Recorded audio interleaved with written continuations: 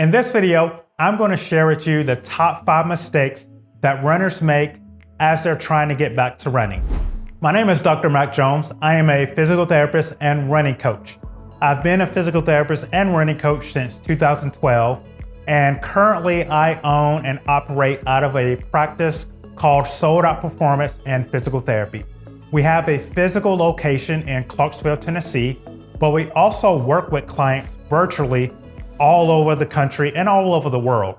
So if you want to learn more, I encourage you to check out our website at soldoutperformance.com, and you can also check us out on all of the social media channels, and our links are below. And reach out to us if you desire to come in person to receive run coaching, or maybe you just want some advice on how to overcome a running related injury, or maybe you just desire to get back to running because you haven't ran in a long time. You just need somebody to guide you through that process on how to program your workouts so that you can get back to running faster and pain-free. Wherever you are in your running journey, we would love to help you. So feel free to reach out to us, and we look forward to hearing from you soon. Now, this video is specifically for those that are over the age of 35 that are either coming off of an injury or you just haven't ran in a long time because of life, right? We get busy. Life is busy. Maybe it's for your career or your family, and you just want to get back to running because you haven't ran in a long time. In this video, I'm going to share with you 5 mistakes that people typically make, as well as ways that you can overcome those mistakes so that you can run faster, run longer, and run pain-free for the rest of your life. So before we get into the 5 common mistakes, I first want to ask you a question, and that is, what type of runner are you? So before we get into the details of the 5 common mistakes, it's very important that you identify the type of runner you are. And there are 2 types of runner, broad categories. The first one is the competitive runner. So the competitive runner is the person that is always looking to run faster. They're always looking to decrease their run times. They're doing races every single week or every month, and they're always looking to either get first place or finish in the top 3. So that is your competitive runner. On the other hand, we have the recreational runner. The recreational runner is the individual that's not so much concerned about their run time or how fast they're running. They just love running for the sake of running, whether it's for the health benefits or the socialization. So maybe they're part of their local running club, or they have a running partner that they like to run with every weekend, and they just enjoy that, and they're not so much concerned about racing or competing or getting faster or seeking a gold medal. That is your recreational runner. As we go further and to break these categories down even more, we have your sprinter or your speedster, or your long distance or your distance runner. And so my speedster, that's the person that's obviously they're competing in sprint races. They're running anything 400 meters and below. And then your distance runners are those that are looking to run your 5Ks, 10Ks, half marathons, and distances even longer than that. So your full marathons or your ultra marathons even. So those are your 2 broad categories. So your competitive versus recreational runner. And even within those, we are looking at your sprinter or your distance runner.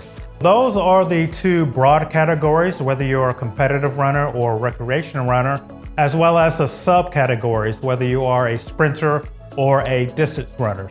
And so those are very important to identify, because when we get into your specific running program and training, you want to make sure that you're doing the right training program so that you can improve your performance and stay injury-free throughout the season. But as we get further into the 5 mistakes that I'm going to talk about in this video, I am going to cover the mistakes that's going to help you regardless of what category you're in. So stay tuned as we talk about the 5 common mistakes that's going to help you overcome injury and get back to running as quickly as possible.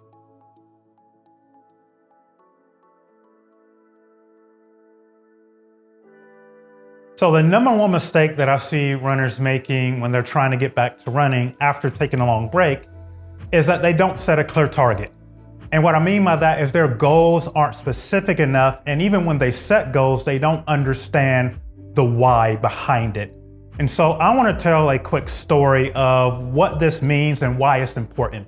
So earlier this year, I saw a young lady, she's in her early 50s, and we just call her Miss Jane for the sake of this video. So Miss Jane came to me because she was training for her first marathon, but she was dealing with some knee pain, some left knee pain. And she didn't have a running coach. She was just following a program that she found on Google. And she was just going out for a run 3 to 4 days a week, trying to prepare for this marathon. And so I came to her, I saw her, and I asked her, okay, so what is your goal, outside of this marathon? Like, why all of a sudden you want to run a marathon? And she told me that she picked up running because she wanted to stay healthy. She had seen all her life her mother battle with diabetes, with obesity, and now she's dealing with heart disease. And she also see that her older sister is dealing with that same condition. And she didn't want to fall into that line of heart disease, diabetes, and just being sick that she's seen throughout her family. She doesn't want that for herself. So she decided that, hey, this disease is going to stop with me. It is not going to continue. And so she picked up running to stay healthy. And that was her why. That is her clear target. Sure, is to run her first marathon without pain, but the goal for her is to stay healthy. It's to be a good role model for her kids so that they're not dealing with that burden that she feels of taking care of her mother. She doesn't want her kids or her grandkids to feel that as well. And so that is what I mean by setting a clear target and having a clear goal and understanding your why. Because now Miss Jane is on, she's ran her first marathon. She is continuing to run without knee pain. And she has just that motivation for her because she set a clear target, which is to be healthy, is to be a good role model for her kids, and to make sure that diabetes does not run in her family from this point forward. And so I want to challenge you to find that why for you so that when times get challenging, when it gets tough for you, when you don't want to do that workout, you have something in your mind that is going to motivate you to get over that hump so that you can continue to move forward.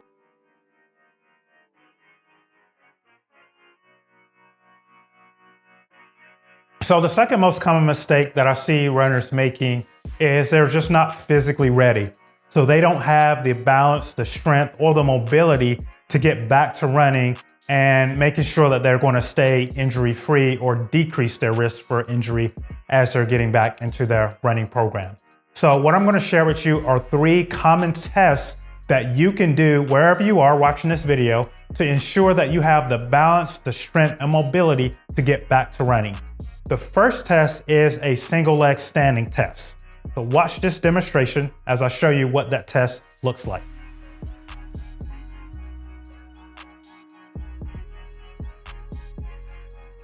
The first one is a single leg standing movement. And what you're going to do is just stand on one leg, just like I'm doing here. I'm standing on my left leg. And what you want to make sure happens is, number 1, that you don't fall. Number 2, that you're staying upright. So notice that I'm not leaning to my left or to my right, nor am I going forward or backward. I'm just staying pretty tall in my posture and just standing on one leg. You should be able to do this for about 60 seconds or 1 minute without feeling like you're going to fall over. Once you do that, you're going to switch to your other side and do the same thing. And you want to make sure, again, that you're able to stay up nice and tall. You want to notice if you have any differences from side to side. And if you have trouble standing on one leg for 60 seconds, you want to make a note of that and try to determine why. You can reach out to your local coach or your local healthcare provider if you feel like it's a concern, if you're having any pain or symptoms with that. Now, when you're doing this test, we're looking for balance. And the reason why that's important is because when you're running, 2 feet are never on the ground at the same time. So just think about the running cycle. Both feet come in the air, then you land on your left leg, both feet come up, and then you land on your right leg. So you're basically doing a series of single leg standing for 15, 20, an hour, however long you're running. over that period of time. And so your ability to stand on one leg is very important. And I see that a lot when people have injury. That's the first thing that I look for, and they're just horrible with standing on one leg. And so one of the first things that we do in rehab is we work on their balance, because that's going to help with their strength, that's going to help protect their joints, and it's going to most importantly decrease their risk of injury as they get back to running. And so standing on one leg is very important, and that's why we do it as one of the first tests for this population as you're getting back into running. So the second thing that we'll do after the single leg balance test is a single leg sit to standing test. So watch this demonstration as we go over the single leg sit to standing test.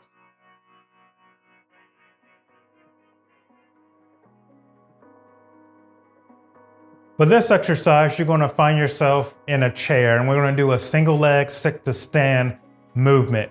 So you want to grab a chair either from your office or from your kitchen. You're going to sit down, put your hands out in front of you, with one foot off the ground, and you're going to try to stand without using your hands. Now this is going to challenge your balance as well as your strength in your lower extremity. You do not want to use your hands as you stand up.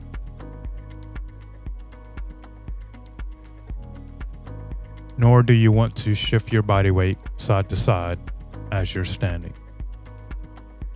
Remember, keep your hands out in front, stand straight up, staying stable as you come up and back down. So the reason why I like this test is because it's really easy. You can do it at home, on your couch or in your chair, or if you're at the gym, you can do this on a bench. And what we're looking for is a combination of balance, which we talked about earlier, as well as strength. So as you're standing up, you don't want to use your arms, as we already saw, as you saw in that demonstration. And you want to make sure that when you stand that you're not wobbling or shifting your body weight from side to side, that it's pretty stable and controlled. And the reason why that's important is because, again, as we're running, we're always on one leg, but also there's impact component to that as well. So when your feet are in the air and you land on that left side, you want to make sure that you are in a stable and a balanced position from your head to toe, and most specifically, most importantly, from your hips all the way down. And so this single leg standing test is going to help you get stronger in that area, but also is going to test and make sure that you don't have any differences from your left leg to your right leg. And so it's very important to identify that and to work on that if you feel any differences or asymmetries from side to side. So that is the importance of doing this single leg sit standing test. So the last test that we'll do is a single leg hopping test. And you can just watch this demonstration as we go over the single leg hopping test.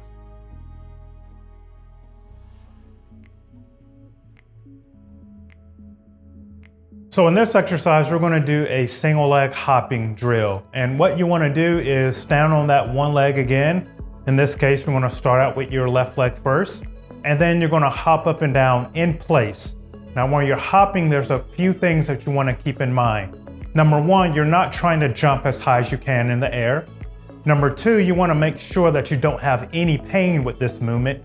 And number three, like we did with the single leg standing, you want to make sure that your posture is staying upright, that you're not leaning to the left or to the right, nor are you leaning forward and backwards while doing this drill. So again, the purpose of this test is, think of it as a combination of strength, mobility, and balance.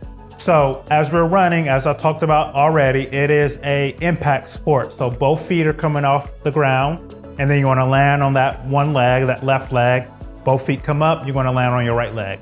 So this is a way to kind of test your ability to do that and keep yourself in a balanced and stable position, but also test and make sure that you don't have any pain while doing that, because we don't want any pain with this test, because if you do, then you're probably going to end up having pain when you get back into running. And we know we don't want that either, because that can lead to a lot of other issues down the road. And we just don't want to get to that injury state, especially at our age, right? So that is what we want to make sure. So this single leg hopping test is going to make sure that you have the strength, the mobility, and balance that you need to set a good foundation so that when you get back to running, you are confident that your injury risk is going to be very low. So make sure that you practice and try out this single leg hopping test before you get back into your running program.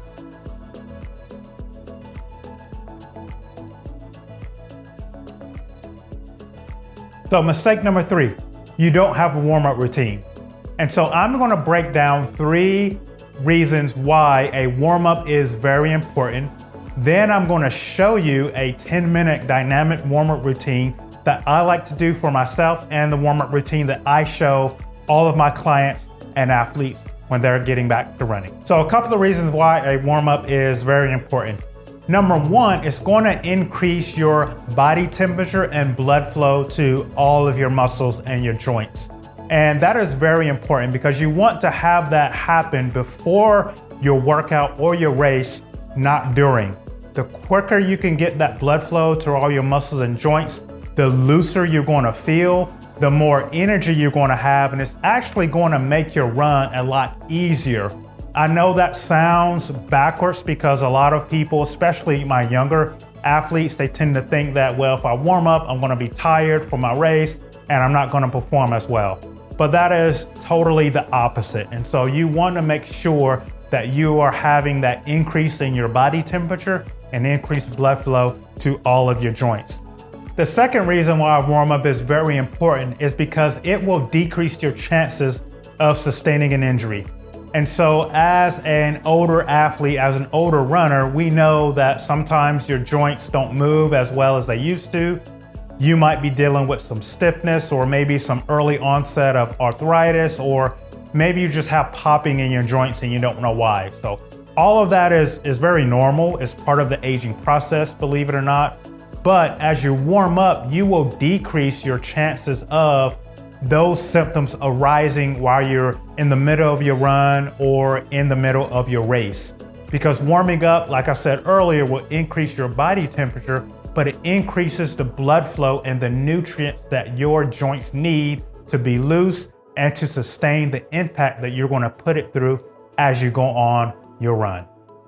So the third reason that a warm-up is very important is it is going to help you identify if you have any underlying aches, pains, or injuries that might creep up later on, either in your running season or later on in your race within that particular session, or in your workout within that particular session. And what I mean by that is you want your warm-up routine to be consistent. You want to be the same every time you go out for a race or for a run.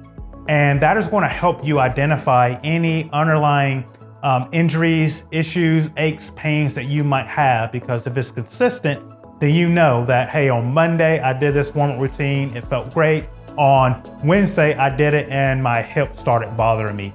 So that is a red flag that should go off in your head to let you know that, hey, I might need to pay attention to this.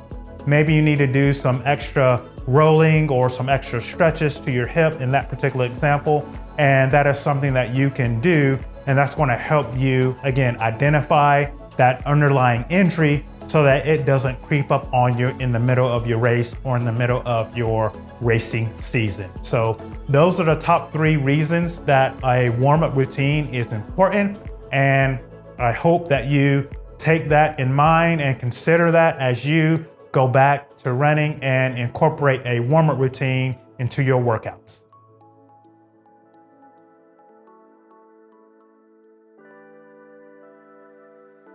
So the fourth common mistake that I see runners making is they don't program correctly.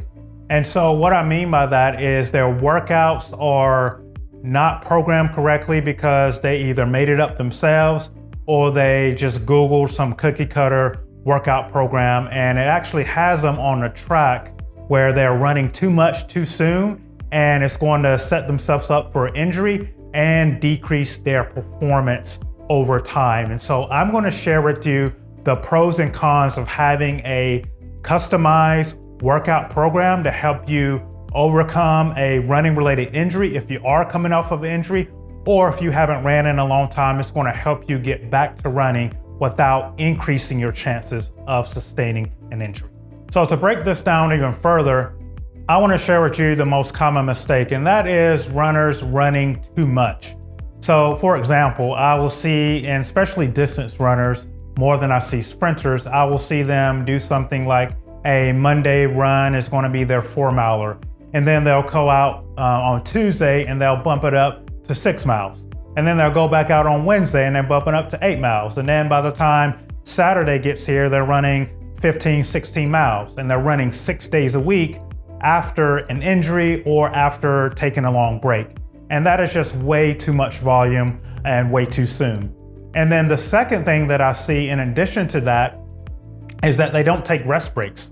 And so there's no days off in between their runs to give their body that time to recover so that they can go back on the next day or 2 or 3 days later, fresher and even more ready to compete or do their workout. And so taking that rest break in between days is something that I see runners not doing, and it's a very common mistake that sets themselves up for injury.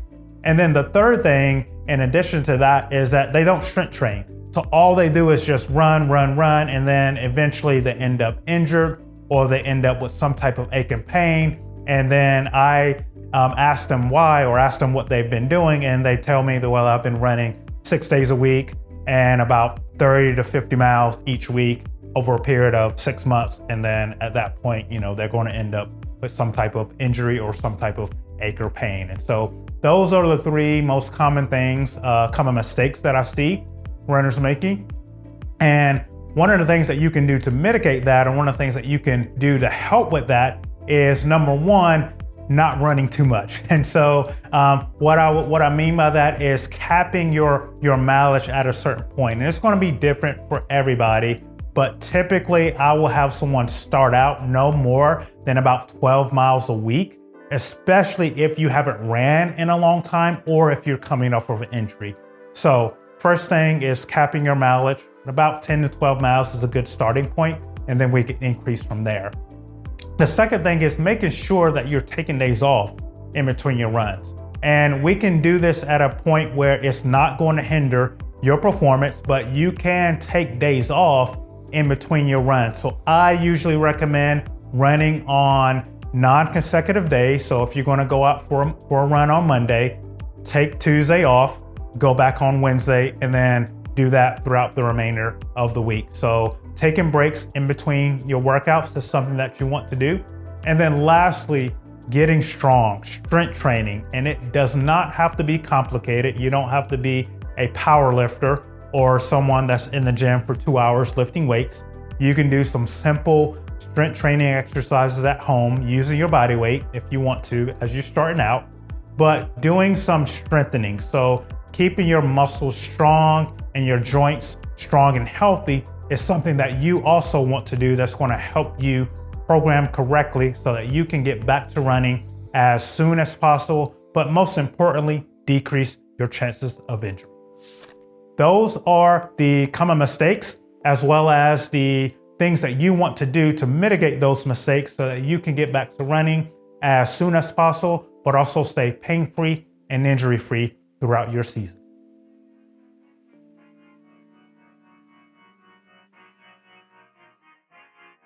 Mistake number 5, you don't recover.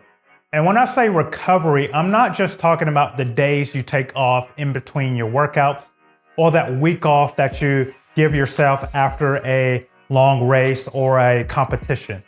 When I say recovery, I also mean your sleep and your nutrition.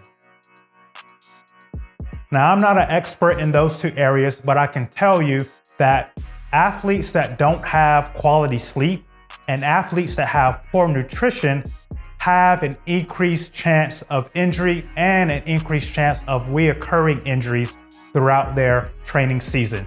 So I want you to check out some of the resources that I have below, which is going to guide you to a sleep and a nutrition expert.